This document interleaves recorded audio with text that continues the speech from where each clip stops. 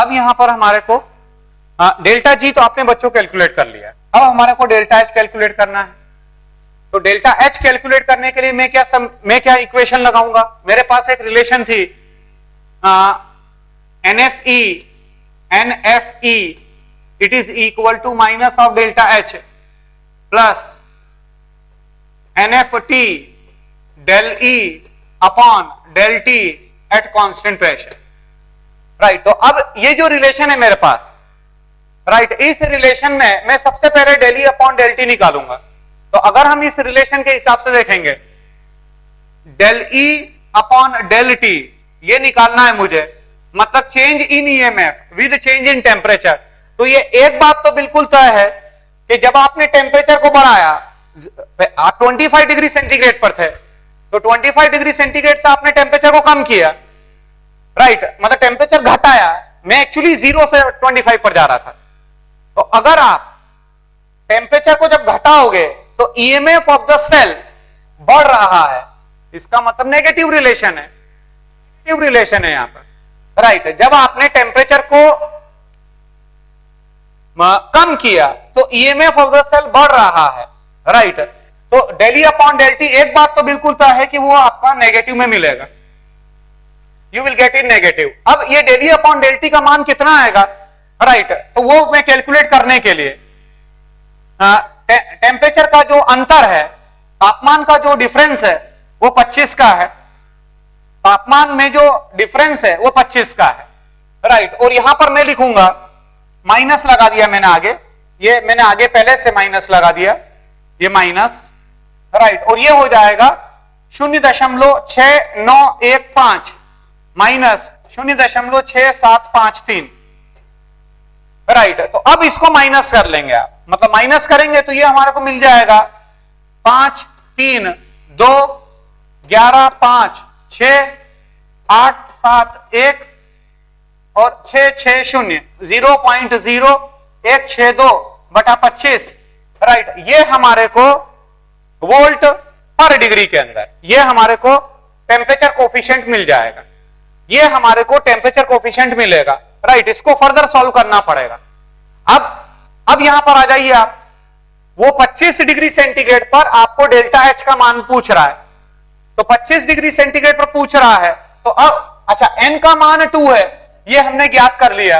ये जो अभिक्रिया है, इस अभिक्रिया से हमने एन का मान ज्ञात किया 2, मतलब मैं बोलूंगा 2 इंटू 96500 इंटू 25 डिग्री सेंटीग्रेड पर ईएमएफ ऑफ द सेल है 0.6753 is equal to minus of delta H plus NF N2 into 96500 into temperature तापमान 298, राइट। और ये delta E upon del T, right, ये आप निकाल चुके हैं यहां से। मान लीजिए कि इसको सॉल्व करने के ऊपर हमारे को मिलता माइनस अल्फा, तो ये अल्फा का मान यहां पर रख दीजिए, माइनस अल्फा, राइट। अब इसको सॉल्व करना पड़ेगा। अब ये जो आपने समीकरण अपन ने लिखा है, राइट, इसको आपको सॉल्व करना पड़ेगा, राइट। एक बार फिर से चेक कर लीजिएगा, तो यहां से आपको डेल्टा एच मिल जाएगा, राइट। और ये जो डेल्टा एच मिलेगा, राइट, जो भी वैल्यू मिल जाए आपको, राइट, उसको कैलकुलेट कर लेंगे आप। अब मैं आगे बढ़ रहा हूं, राइट, मतलब डेल्टा जी और डेल्टा एच आपने पता कर लिया, अब डेल्टा एस पर मैं जा रहा हूं, राइट। तो delta S 298 kelvin, 25 degree centigrade अर्थात 298 केल्विन के ऊपर आपको ज्ञात करना है, राइट। तो उसके लिए मैं क्या करूंगा, अगेन मैं बोलूंगा delta G is equal to, thermodynamics के अंदर आप एक रिलेशन पढ़ते हैं, delta G is equal to delta H minus T delta S, right. मैं इसका इस्तेमाल करूंगा, डेल्टा जी मुझे पता है, डेल्टा जी मैं पहले ही पता कर चुका था, राइट। आपको ध्यान हो तो डेल्टा जी हमने 25 डिग्री सेंटीग्रेड पर पहले ही पता किया था, तो डेल्टा जी मैं पता कर चुका हूं, राइट। डेल्टा एच मेरे को पता है, minus temperature 298 into delta S, यहां से बच्चों आपको डेल्टा एस का मान प्राप्त हो जाएगा, from here you will get the value of delta S. ठीक, मतलब तीनों चीज आपने पता कर ली। आपको डेल्टा जी पता करना था, डेल्टा एच पता करना था और डेल्टा एस पता करना था। तो कैसे उसको इस्तेमाल करना है, जो गिब्स हेल्महोल्ट्ज समीकरण है, वो गिब्स हेल्महोल्ट्ज समीकरण का कैसे इस्तेमाल करना है, राइट, वो मैं आपको बता चुका हूं। राइट, अब हम आगे बढ़ रहे हैं। राइट, अब मैं आ रहा हूं नस्ट इक्वेशन के ऊपर। अब हम आ रहे हैं नस्ट इक्वेशन के ऊपर। राइट, सभी बच्चे हेडिंग दीजिएगा नस्ट इक्वेशन।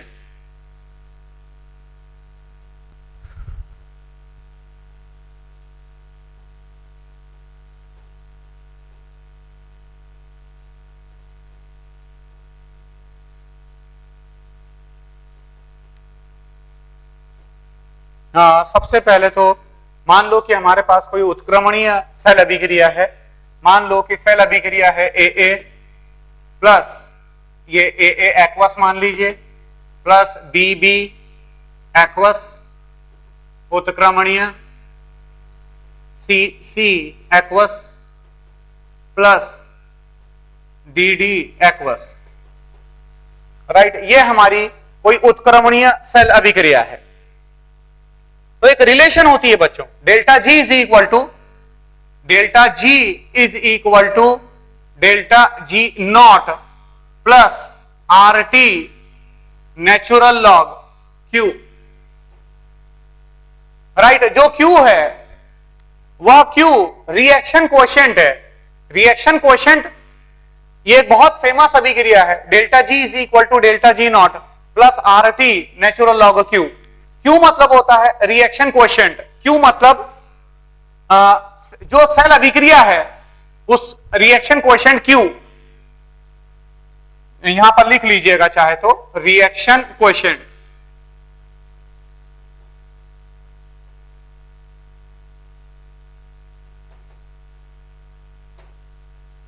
राइट, और जैसा आपका साम्य स्थिरांक होता है, जैसे कि आप साम्य स्थिरांक का एक्सप्रेशन लिखते हैं, साम्य स्थिरांक का जैसे एक्सप्रेशन लिखा जाता है, बिल्कुल उसी तरीके से क्यू का भी एक्सप्रेशन लिखा जाता है। क्यू का एक्सप्रेशन बिल्कुल ऐसे ही होता है जैसे कि आप साम्य स्थिरांक लिखते हैं।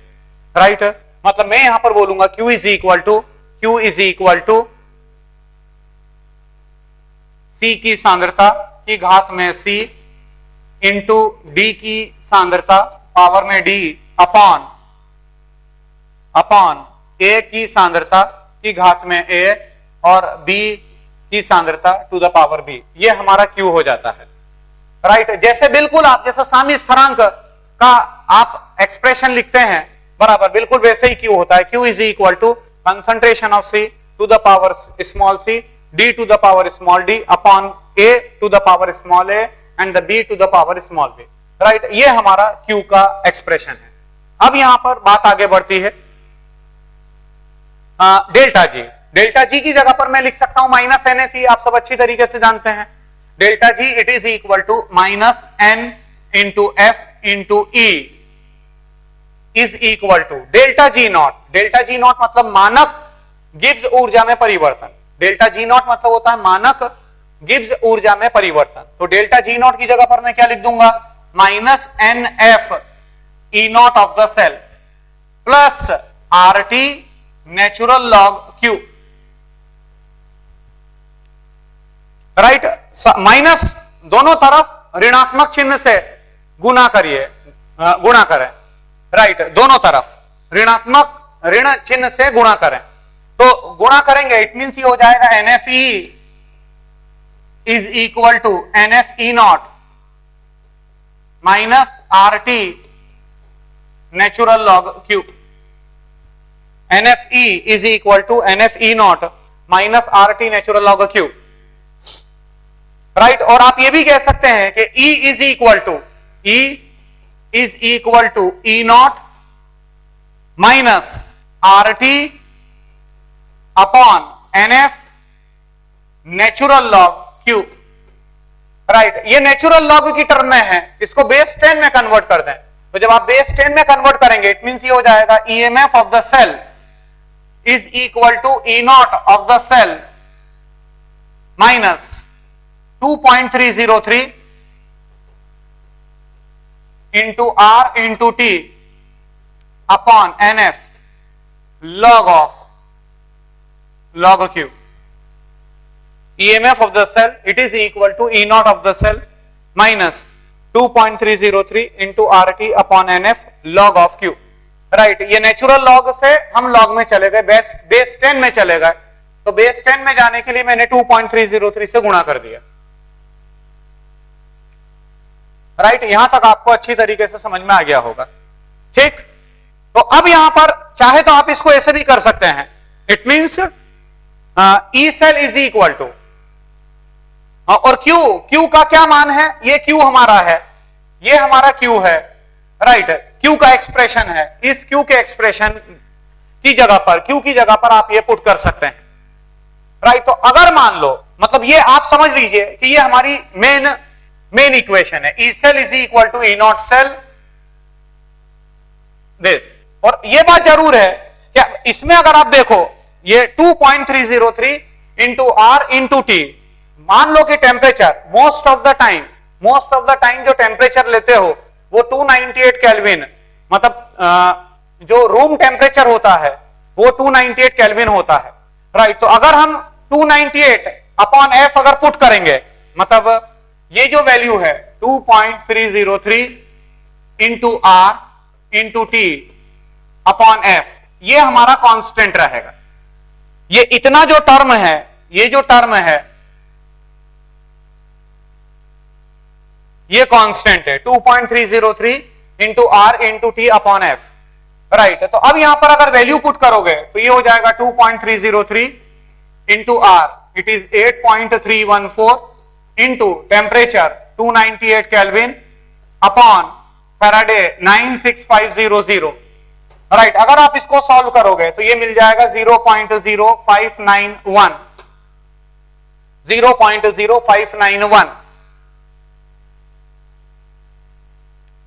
राइट, तो यहां पर आप 0.0591 भी ले सकते हैं, मतलब ये हो जाएगा E cell is equal to E not cell minus 0.059 upon N log Q.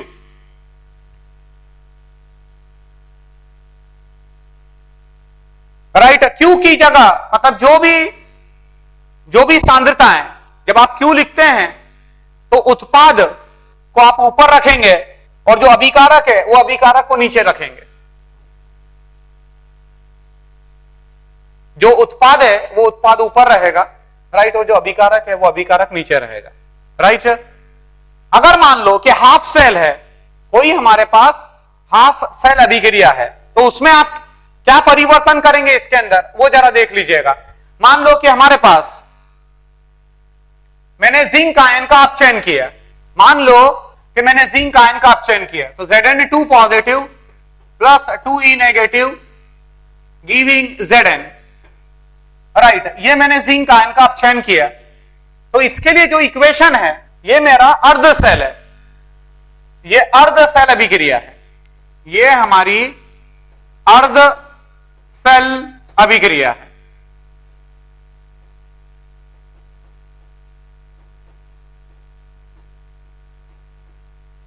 तो किसी अर्ध सेल अभिक्रिया में क्या परिवर्तन आएगा, मतलब मैं बोलूंगा E of Zn2 positive Zn is equal to E naught cell, मतलब E not of Zn2 positive Zn minus 0.059 upon n की जगह पर आप यहां पर 2 रख दें, क्योंकि n की वैल्यू यहां पर 2 आ रही है हमारी।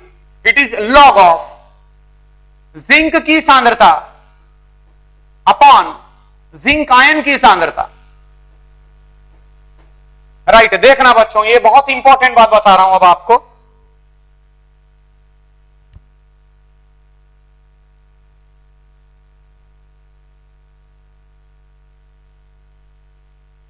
राइट, लॉग ऑफ जिंक की सांद्रता अपॉन जिंक आयन की सांद्रता। राइट, अब जो सॉलिड जिंक है, ये जो जिंक है हमारा, ये ठोस अवस्था में, और क्योंकि यह जिंक ठोस अवस्था में है तो ठोस अवस्था के अंदर राइट जो सांद्रता है वो 1 मानी जाएगी, 1। इट मींस मैं बोलूंगा E of Zn2 positive Zn is equal to E naught of Zn2 positive Zn minus 0.059 upon 2 log of 1 upon Zn2 positive, right क्योंकि जो जिंक ठोस है उसकी सांद्रता 1 हो जाएगी, राइट। और इसे ही आप ऐसे भी लिख सकते हैं E of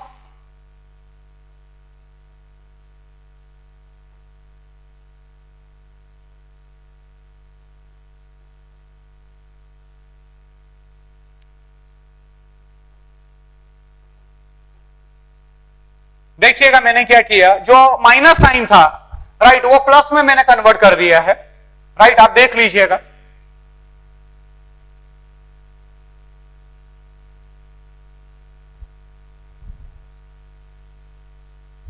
plus 0.059 upon 2 it is log of Zn2 positive, right. मतलब इसे ही अब मैं आपको फाइनल फॉर्म बता रहा हूं नस्ट इक्वेशन का। अगर कोई अर्ध सेल है तो अर्ध सेल में आप बोलेंगे E अर्ध cell half cell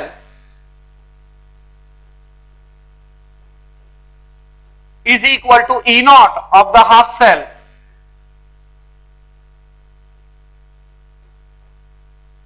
plus 0.059 upon n log of oxidised form, ऑक्सीकृत फॉर्म, ऑक्सीडाइज्ड फॉर्म अपॉन सांद्रता रिड्यूस्ड फॉर्म की, रिड्यूस मतलब अपचयित फॉर्म, राइट। ऑक्सीडाइज्ड फॉर्म की सांद्रता अपॉन रिड्यूस्ड फॉर्म की सांद्रता, राइट। ये हमारा नस्ट इक्वेशन है किसी अर्ध सेल के लिए। अगर कोई अर्ध सेल है तो वो अर्ध सेल के लिए ये हमारा E ऑफ द अर्ध cell it is equal to E not of the अर्ध cell plus 0.059 upon n log of oxidised form की सांद्रता बटे में रिड्यूस्ड फॉर्म की सांद्रता, राइट। चेक कर लें आप। बच्चों इसी चीज को हम ऐसे भी शो कर सकते हैं। ये मतलब अगर कोई अर्ध सेल है हमारे पास तो उस अर्ध सेल में हम बोलेंगे ऑक्सीडाइज्ड फॉर्म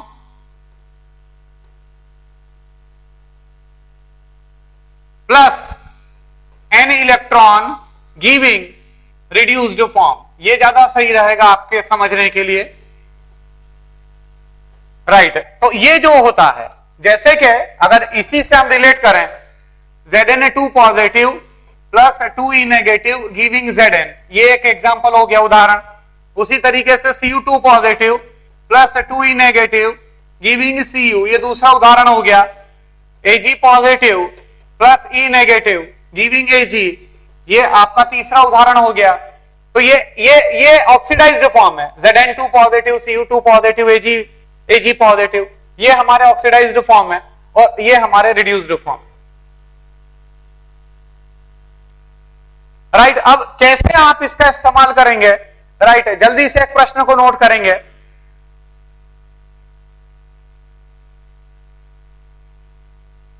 प्रश्न क्या है, ऐसे शॉर्ट में मैं बता रहा हूं आपको, देखिएगा कि आपको प्रश्न में E नॉट दे रखा है, इसका कॉपर का, तांबा, उसका E नॉट वैल्यू दे रखी है। क्वेश्चन है कि प्रश्न में आपको E नॉट दे रखा है, E not of Cu2 positive Cu it is equal two plus 0.34 volt, right. अब क्वेश्चन को नोट करेंगे कि तांबे की छड़ को कॉपर आयन के एक जलीय विलयन में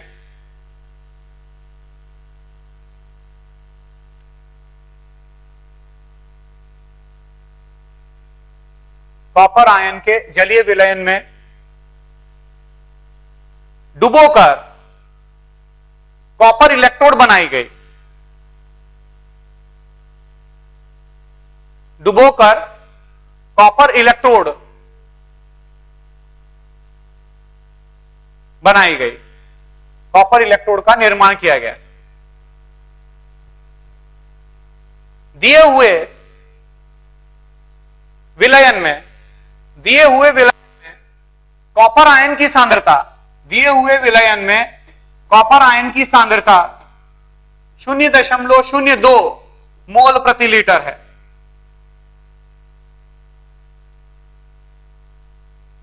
कॉपर आयन की सांद्रता दिए हुए विलयन में कॉपर आयन की सांद्रता 0.02 मोल प्रति लीटर है। उपरोक्त अर्ध सेल के लिए ईएमएफ का मान ज्ञात कीजिए, ईएमएफ का मान ज्ञात कीजिए। राइट, अब सभी बच्चे बोर्ड पर देखेंगे, करना क्या है। अब यहां पर जो कॉपर आयन है, सबसे पहले तो हम क्या करेंगे कि जिस किसी अर्ध सेल का, सभी बच्चे इस बात को ध्यान में रखेंगे कि जिस किसी अर्ध सेल का आपको ईएमएफ ज्ञात करना है, आपको उसका ईएमएफ अगर ज्ञात करना है तो आप उसको कैथोड के ऊपर रखेंगे।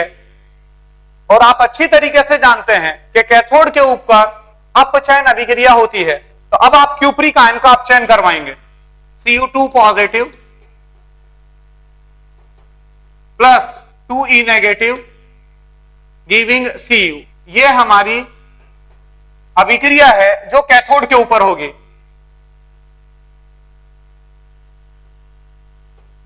जो कैथोड के ऊपर आप करवाएंगे। तो अब मैं बोलूंगा E of Cu2 positive Cu जो हमें ज्ञात करना है is equal to E not of Cu2 positive Cu plus 0.059 upon n log of cupric ion की सांद्रता। राइट, ये चीज आपको निकालनी है। राइट, क्यूप्रिक आयन मतलब जो भी, सबसे बढ़िया तरीका बता रहा हूं आपको, जो भी लेफ्ट हैंड साइड पर होगा, जो भी बाएं हाथ पर जो भी आयन होगा उसकी सांद्रता को आप ऊपर रखेंगे और दाहिने हाथ पर जो भी आयन होगा उसकी सांद्रता को नीचे रखेंगे। यहां पर मैंने प्लस किया हुआ, ध्यान रखें। आप किताब पढ़ेंगे तो हो सकता है किताबों में यह माइनस दे रखा है, बट अगर माइनस होगा तो ये 1/Cu2 पॉजिटिव हो जाएगा। अब आप वैल्यूज को पुट करें, मतलब E ऑफ निकालना है हमारे को।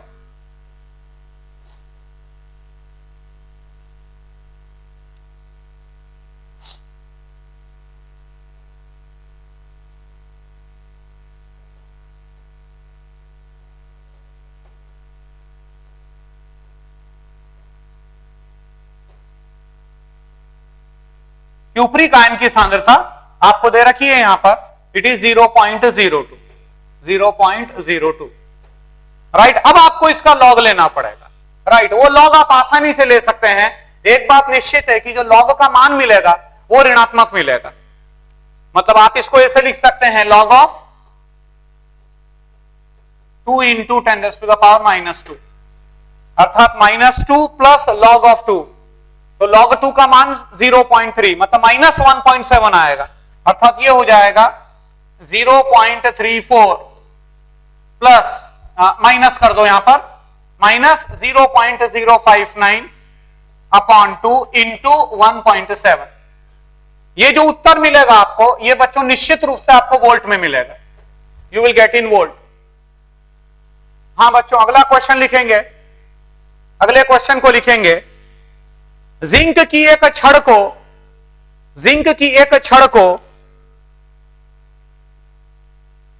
जिंक सल्फेट के विलयन में 0.1 मोलर, जिंक की छड़ को 0.1 मोलर 0.1 मोलर जिंक सल्फेट के विलयन में स्थापित किया गया। जिंक की छड़ को 0.1 मोलर जिंक सल्फेट के विलयन में, जिंक सल्फेट के विलयन में स्थापित किया गया।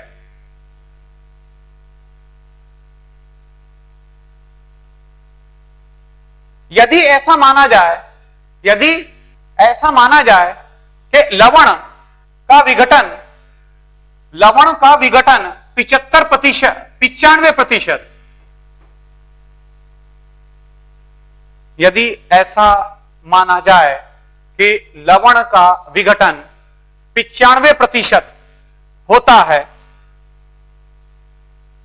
तब दी हुई इलेक्ट्रोड का विभव ज्ञात कीजिए। दी हुई इलेक्ट्रोड का विभव ज्ञात कीजिए। दे रखा है E0 of Zn2 positive, Zn it is equal to -0.76 volt. Right, जल्दी से बच्चों करें इसको।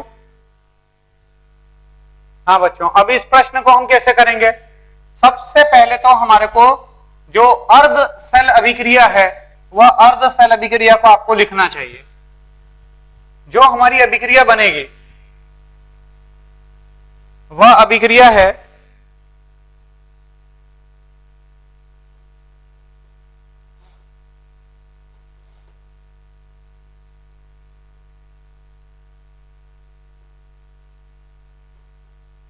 ये हमारी अभिक्रिया हो जाएगी।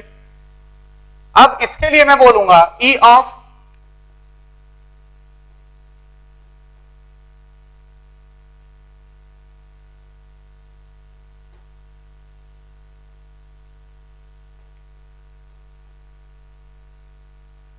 प्लस 0.059 अपॉन n का मान 2 है, यहां पर लॉग ऑफ जिंक आयन की सांद्रता। अब यहां पर क्या दे रखा है आपको कि जो जिंक सल्फेट है वो जिंक सल्फेट 0.1 मोलर है, और ये जो जिंक सल्फेट है इसका जो विघटन हो रहा है, जिंक सल्फेट का विघटन जब होता है जिंक आयन और सल्फेट आयन के अंदर, तो यह 95% हो रहा है। इसका मतलब यह हुआ कि जो जिंक आयन प्राप्त होगा आपको, वह जिंक आयन की सांद्रता 0.1 मोलर का 95% लेना पड़ेगा। 95/100 अर्थात ये हो जाएगा 0.1 into 0.95, that is equal to 0.095। जो जिंक आयन की सांद्रता मिलेगी वो जिंक आयन की सांद्रता होगी 0.095, अर्थात यहां पर लॉग ऑफ मैं लिख दूंगा zinc ion, that is 0.095। Right, अब इसको सॉल्व करना पड़ेगा आपको। राइट, वो सॉल्व करना कोई बहुत मुश्किल नहीं है। राइट, यहां से आपको लॉग 0.095, राइट, वो आप करेंगे उसको। राइट, बट ये मैंने पूरा के पूरा, अच्छा E0 वैल्यू आपको दे रखी है, ये E0 वैल्यू दे रखी है, मतलब मैं बोलूंगा E of Zn2 positive, Zn it is equal to -0.76 plus 0.059 upon 2, it is log of 9.5 into 10⁻⁻²। Right, उसका लॉग लेना पड़ेगा। लॉग निश्चित रूप से ऋणात्मक मिलेगा, मतलब जो आपका विभव मिलेगा अर्ध सेल का, जो आपको विभव प्राप्त होगा, राइट, वह निश्चित रूप से ऋणात्मक होगा। वो निश्चित रूप से आपको ऋणात्मक मिलेगा, बराबर है। वो जो भी आ जाए, राइट, वो नेगेटिव में मिलेगा और उत्तर आपका वोल्ट में आ जाएगा। जो आपका अर्ध सेल का विभव मिलेगा वो वोल्ट में मिलेगा। राइट, जल्दी से एक और क्वेश्चन लिखिएगा। अगला क्वेश्चन है हमारा, चांदी के वायर को सिल्वर क्रोमेट के एक संतृप्त जलीय विलयन में, सिल्वर क्रोमेट के एक संतृप्त जलीय विलयन में स्थापित किया गया।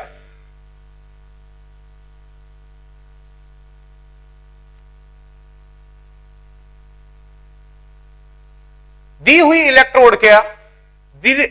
इलेक्ट्रोड का विभव ज्ञात कीजिए, का विभव ज्ञात कीजिए। दे रखा है E not of Ag positive, E not of Ag positive Ag it is equal two plus 0.80 volt और KSP का मान, विलयता गुणनफल का मान सिल्वर क्रोमेट के लिए Ag2CrO4 के लिए 4 गुणित 10 की घात में ऋण 12 एट 25 डिग्री सेंटीग्रेड, 4 गुणित 10 की घात में ऋण 12 एट 25 डिग्री सेंटीग्रेड। अब यहां पर जल्दी से देखिएगा, जो KSP का मान है सिल्वर क्रोमेट का वो 4 गुणित 10 की घात में ऋण 12। तो अब यहां पर हम KSP इज इक्वल टू, सबसे पहले तो KSP it is equal to 4s cube, KSP it is equal to 4s cube. KSP का मान आपको दे रखा है 4 गुणित 10 की घात में ऋण 12 it is equal to 4s cube. 4 से 4 कैंसल आउट हो गया, मतलब सॉल्युबिलिटी मिल गई 1 गुणित 10 की घात में ऋण 4 मोल प्रति लीटर। अब सिल्वर क्रोमेट का जब आयनन होता है तो सिल्वर क्रोमेट का जब आप आयनन करवाते हैं तो twice of Ag positive plus CrO4 2 negative. अगर ये S मानते हो, इसका अगर विलय का S है तो सिल्वर आयन आपको 2s मिलेगा। तो S का मान आपने ज्ञात कर लिया है, तो सिल्वर आयन की सांद्रता आपने ज्ञात कर ली, that is equal to 2s, that is equal to 2 into 10⁻⁻⁴ mole per litre. अब जो इलेक्ट्रोड में अभिक्रिया है वो लिखेंगे Ag positive plus E negative giving Ag, ये हमारी अभिक्रिया होती है, राइट। मतलब E of Ag positive Ag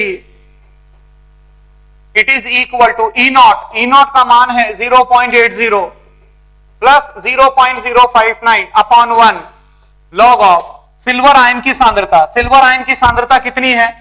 2 गुणित 10 की घात में ऋण 4, राइट। इसको आप हल कर लीजिएगा, निश्चित रूप से धनात्मक मिलेगा आपको, जो वैल्यू मिलेगी वो पॉजिटिव में मिलेगी, राइट, और वो वोल्ट में मिल जाएगा, राइट, वो आपका उत्तर हो जाएगा।